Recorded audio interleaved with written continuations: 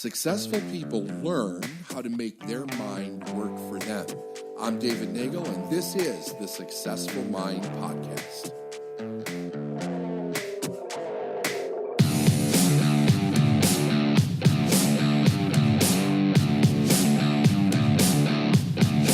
Hey everyone, this is BT and welcome to Inside the Episode. Today, David and I are going inside episode 177, Setting Healthy Boundaries. Ooh, this is a good one. Yep. They're always good, but this one especially because it hit me in my loins. So, all right, so when to speak up versus when to let it go. This can be difficult when knowing when and where to set a boundary, David, for sure. You shared a story at the beginning of an experience you had in Rome where someone started shit-talking about a person at the table. Wasn't even behind a back, it was right in front. A long story short, person put up a hand and said, I'm not now or ever will be open to this conversation. Correct. Period. Done. Mic drop. That language is powerful and it sets a firm and clear boundary. It's very clear. If you can't see that, then something is definitely wrong with you. You've seen it work time and time again since then. Why is it so powerful? And more importantly, why is that so necessary? Well, I think one of the reasons that it's powerful is that you got to kind of think about what is going on in the mind of the person that is crossing a boundary where you need to set a boundary that firm, right? Because you could always, in some cases, it could be a little bit over the edge, and you could be like, you know what, I'd really rather not talk about that right now. Let's talk about that conversation later. In this situation, it was needed. It was definitely warranted that firm of an abruptness was happening. Also because there was alcohol involved. So very often you're analyzing a situation and you're seeing how receptive is the person going to be to me objecting to what they're doing, not the content of what they're saying, but the fact that they're going to a place that's none of their damn business. And when alcohol gets involved, you have to make that line very clear. You have to make it hyper clear because alcohol brings down, our ability to evaluate things correctly. We see them, much differently when we're under the influence, as you know. So, right.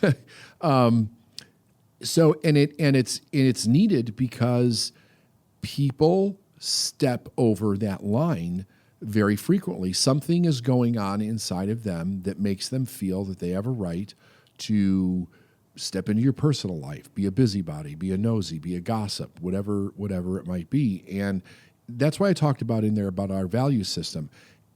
Those should be things that are not in our value system. We shouldn't be gossiping. We shouldn't be nosing around in other people's business.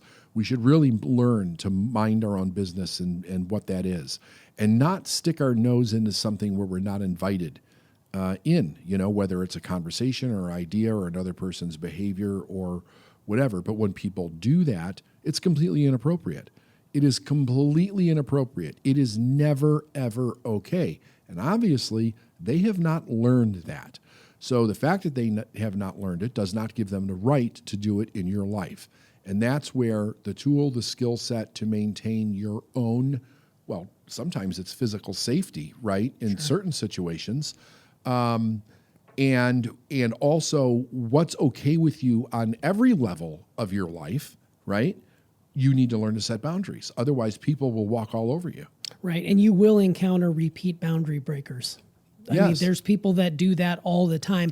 Is there a way for us to become immune to them, or is it just as simply as the language you just provided us at the beginning? Part of it's self-esteem. Self-esteem, your own self-esteem. Your own self-esteem, because if you're around people that break boundaries on a consistent basis, you have to ask yourself, why am I attracting people that do this, right? Now, I'm not giving the people that are doing it a pass by saying that, but if you constantly have people in your life that are rolling over you, steamrolling over you, and they don't have any sense of what a boundary is, then you have to ask yourself, what is it that I need from these people that I'm not willing to step up and say something? Because that's always what it is, right?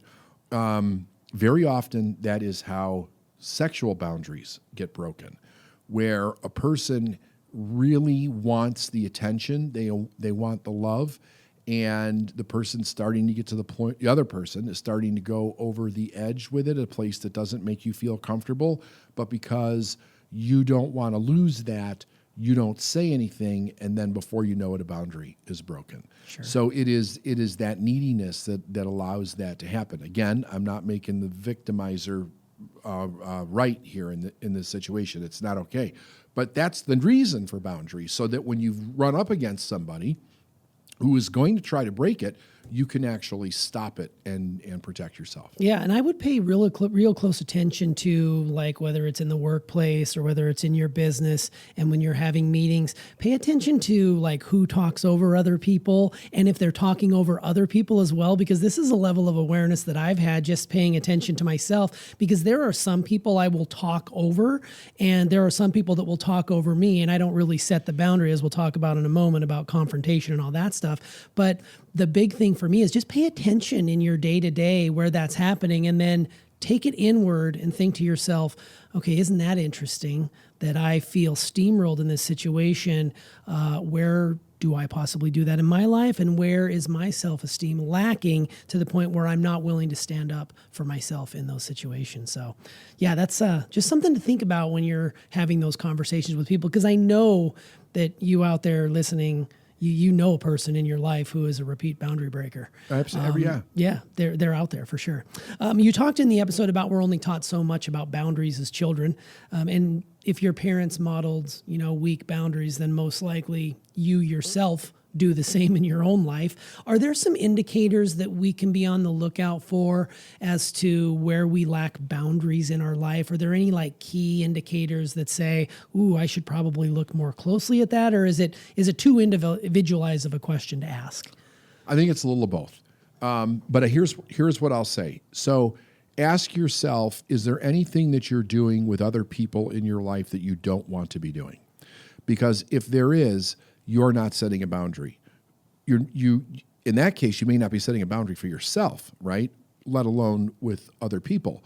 But it's a really good indicator to look at, what am I doing in my life that I don't want to be doing? Because that is flat out, couldn't set a boundary for myself. I couldn't set a boundary for somebody else, period. Love that. Yeah, that's great. A moment ago, you talked about value systems, so let's bring that back around. Looking at your own value system tells you everything you need to know from a boundary standpoint. Yeah. Is there an exercise to get a person started on how to become aware of what those values may be, and maybe use that to develop the skill set to set clear and firm boundaries? It's about knowing what you want out of life and giving yourself permission to have it. Both of those two things have to go together. Otherwise, you end up with shame and guilt around what it is that you want.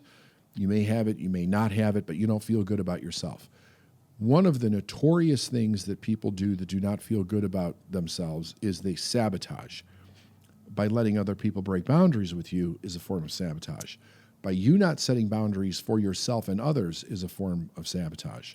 So the whole idea with understanding, and here's the thing, everybody really should sit down and take a very close look at their values, and ask themselves, am I living according to these values? Like, I say this is a value, but where's the evidence in my life that I'm actually living it?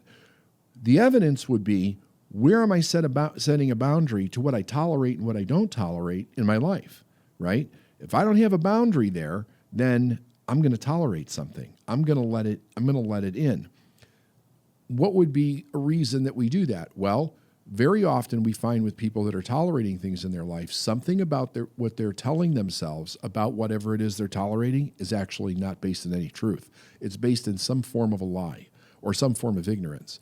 So kind of digging that out and finding out what is that. And so the way that we teach people to do it is, we say, what do you desire in your life? And then, let me back up. What is the toleration in your life first? Like, what is the thing in your life that you're tolerating? Then, what do you desire? What would you ideally like to have in a situation, a circumstance, a result, that type of thing? And then asking yourself, what is the excuse that you make to keep that thing that you're tolerating present in your life? And if a person is tolerating people breaking boundaries, they would do this exercise with the idea of people breaking boundaries. So what is the excuse? That's the thing right there, Brandon, where they dig out, what is the bullshit that they tell themselves about allowing this in their life that is causing them to go into the behavior to be. So when you do that is, now what's the truth? So I suggest that a person brings in by comparison, here is the excuse, which always has a lie in it, and here's what the truth is, and you see them side by side. So you're like, okay, I keep telling myself this. I may feel it, I may experience it, it may be part of my reality, but here's what the real truth is in the situation. Now, what's the new behavior going to be? So the new behavior is going to be clear on what the value is, and then clear on what the boundary is to maintain the value in the person's life. Yeah, no, that's genius. Yeah, absolutely. You got to hold those values up, and values stem long beyond this conversation here. But it's interesting how they come up in everything we talk about here. Like your values are who you are, and it's one of those situations again where you have to do it instead of just saying it. It's very easy to say, "Well, I believe in this," but if you're not doing as you believe, then you've got a value conflict, and you can't move on from that until you resolve the conflict. Right. So, no, that's great. Setting boundaries with our families. Now, that can provide a tremendous hurdle for most people. How did you do that in your own life? And how did you get to that place to be able to do it in the first place?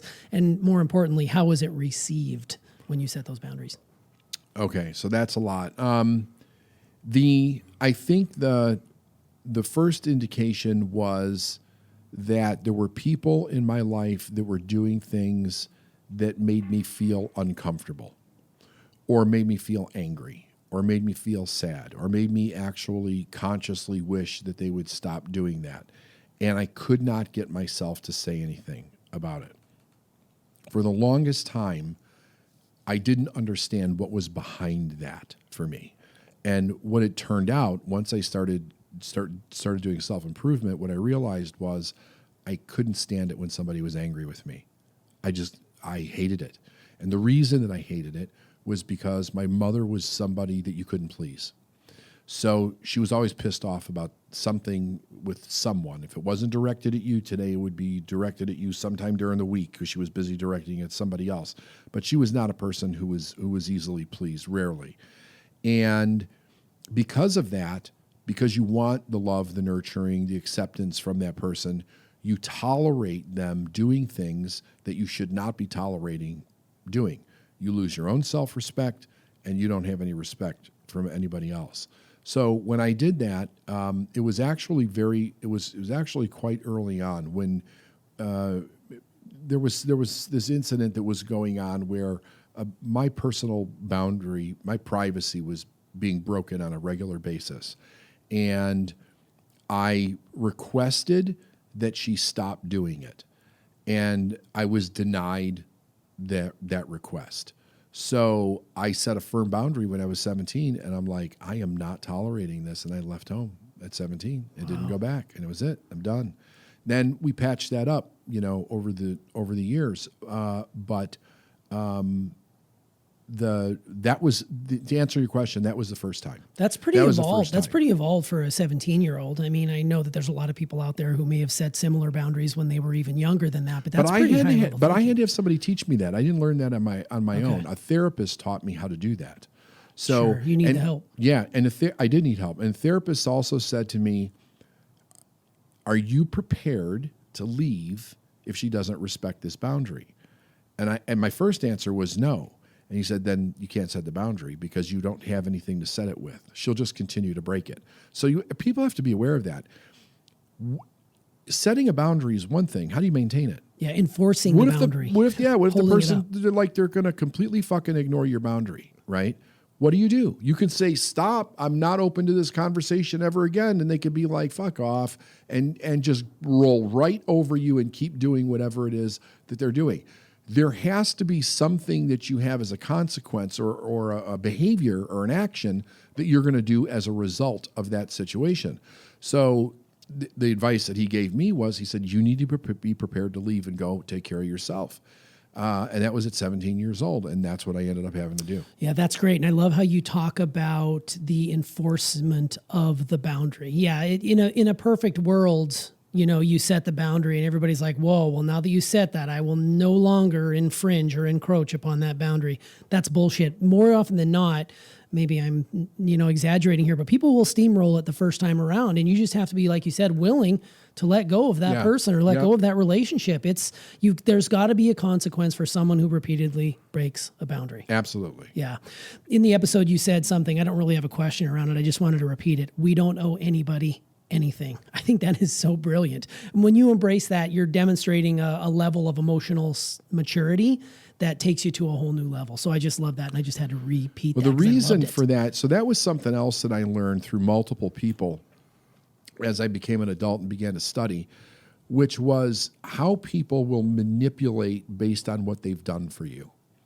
I've done so much for you. How could you do this to me? I've done so much for you. After all I've done for you, right? And I heard somebody say, "Who asked you?" Right. And I was like, "Whoa!" Like, yeah, right. If you're going to do something for me, that should be a gift, without any expectation in return, because you want to do something. But you're not going to hold over my head something that you've done for me for the rest of my life. I appreciate it, and I should say thank you and be grateful for that. But I don't owe you anything because of that. Love that. I don't. Yeah. And we don't owe anybody anything. No. Think about how free you'd be if you remove the idea that you owe somebody something from your mind. A lot of behavior is driven out of the guilt that we think we owe people that did something good for us for the rest of our lives. We don't. Let it go. Yeah, and the gift. It's a gift you're giving someone. You don't need anything in return. If you're doing it for the get, you're doing it for all the wrong reasons. Right, exactly. Oh, man. So that manipulation is a boundary crossing. Yes, 100%. Well, for someone who avoids confrontation like the plague, as you well know, how do I differentiate between setting a healthy boundary, which means speaking up for myself, and just staying out of it entirely, which my pattern is avoid, resent. So if you're speaking to me directly, how do I differentiate between setting that healthy boundary and just running away? So I think the idea is for you to be clear on what is the actual problem. What is making you feel not good about the conversation, the situation, whatever it might be.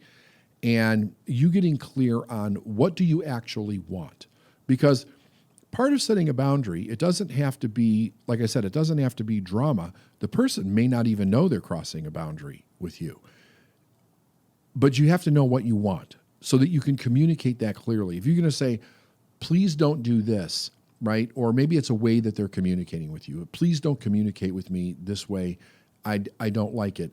You need to be prepared to say, here's how I would like you to communicate this to me. Solution focused. Solution focused, right, absolutely.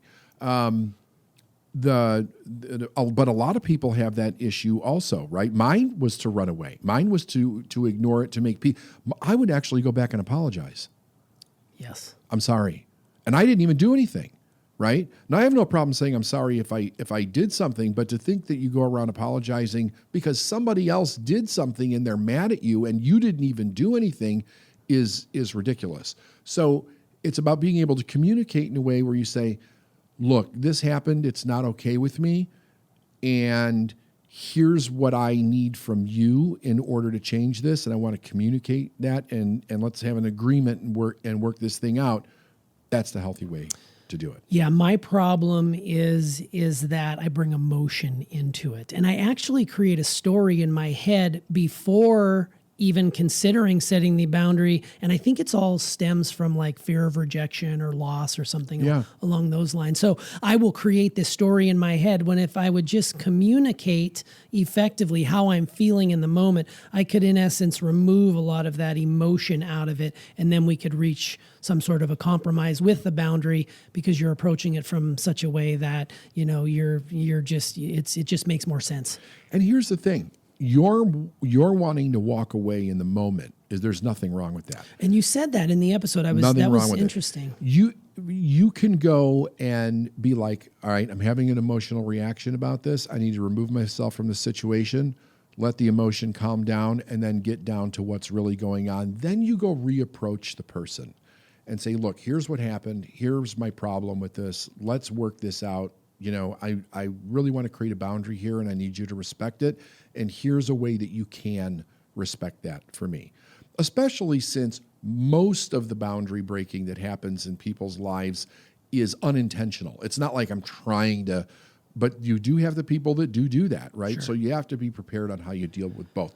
And I think when you have somebody who is overtly breaking a boundary, then you get into, I've got a major value conflict because I got somebody in my life who doesn't belong there. So that's a boundary. Like I need to set a boundary with the right people in my life to make sure that only the people that I want are actually getting into my life. Those are the ones that I'm setting up to be around me. Yeah, and that's words to live by right there, because I would get myself in far less trouble if I just let the emotion remove myself from the situation and walk away. And I've gotten so much better at that in the last couple of years. But letting the emotion sort of just, I'm going to step away and we'll deal with this when I'm level-headed. And usually it only takes you a couple minutes to get to that place. Right. But you can undo a whole lot of good by just verbal diarrhea when you start screaming or yelling or bringing emotion into it. And then it's retreat and then just ridden with guilt. I mean, that's my pattern. And that's something that I've really worked hard on in the last couple of years. So I'm glad you brought that up. Boundaries can be set at any time, correct? Yep. It's never too late. Wanted to share a quick story about, it's kind of funny. My kids will get a kick out of this. The dry cleaner delivery driver over text for the better part of a year or two has called me ma'am in all of my texts. Yeah. And even though I've signed my name with texts, I've never put a man emoji in there, but I've signed my name. And then I never corrected it. I never corrected the behavior. So actually 2 weeks ago, I wrote a huge text back to this gentleman and said, by the way, I'm a dude. My name's Brandon. This is not my wife, blah, blah, blah. And then he started texting me, sir, since then. So I set the boundary, but It was funny because he sent me a text the other day, just checking to see if you've got a pickup this week, ma'am. And then, and I kind of looked at it and laughed, and then immediately, sir, sorry. But here's the reason I bring that up, because it happens in the drive-through too. Apparently I have a feminine voice, so everyone out there in Podland, you're welcome. They always call me ma'am in the drive-through, and my kids roll in the back seat whenever I go to a drive-through and order food, because they're like, hey ma'am, but I never correct them, right? Yeah. So that tells me everything I need to know about, that's a boundary. Like, hi, I'm actually a man. My name is Brandon. I'd appreciate it if you didn't, but I don't do that, because why disrupt the apple cart? Oh, it's not that big of a deal. But isn't it interesting that I continue to create experiences with that involved? Right. It's so funny to me that a simple way would be say, actually, I'm a sir, not a ma'am. Exactly. But I didn't do that. And then I'm like, oh, it's not a big deal. It's not a problem. And then I started to try to not make them feel less or feel bad. Like I'm projecting my feelings onto them. Right. I would sign Brandon. I wouldn't put like an emoji in there or anything, but eventually he got the idea. But it's so funny how I would continue to create experiences like that by not setting a boundary. But I like that you said you can set a boundary at any time. Oh, it's been 2 years. It's not that big of a deal. But yet it was a big deal, because I was having conversations all the time in the dinner table about, why does this guy always call me a ma'am? So I don't know. It was interesting. It's never too late to set that boundary. Never too late. I love that. All right. So let's finish up with this. The one thing that was difficult for me to hear, not from a standpoint of, I mean, I should have known this, but it's getting up and leaving if this bullying continues is a strategy you recommend. Yeah. And I, being a male that grew up in a pretty rough and tumble town, that was a sign of weakness if you step down. And you were saying, you know what? Get up and leave, remove yourself from the situation entirely. It's not running away, but it's setting a clear boundary that I'm not up for this conversation now or ever will I be. And that is steeped in your own self-esteem. So if you can do that enough times, it's going to show you're working that muscle. That self-esteem is something you can build on. And I would just encourage people out there that have a hard time setting boundaries of this nature to practice that and incorporate that into their daily life, because it is a muscle. Wouldn't you agree that needs to be worked? Yep, absolutely, 100%.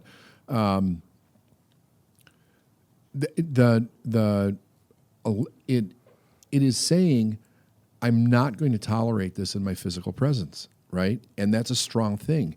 And there's way too much don't hurt their feelings going on in the way people are being raised. Don't be rude, don't hurt their feelings, don't make people feel bad, don't make people feel awkward.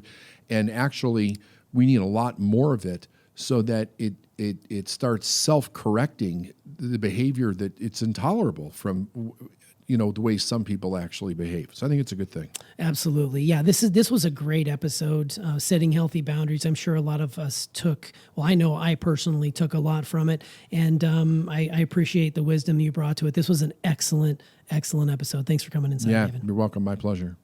Hey, thanks for joining us. Be sure to subscribe to our channel. Also, be sure to like this video and comment in the thread below.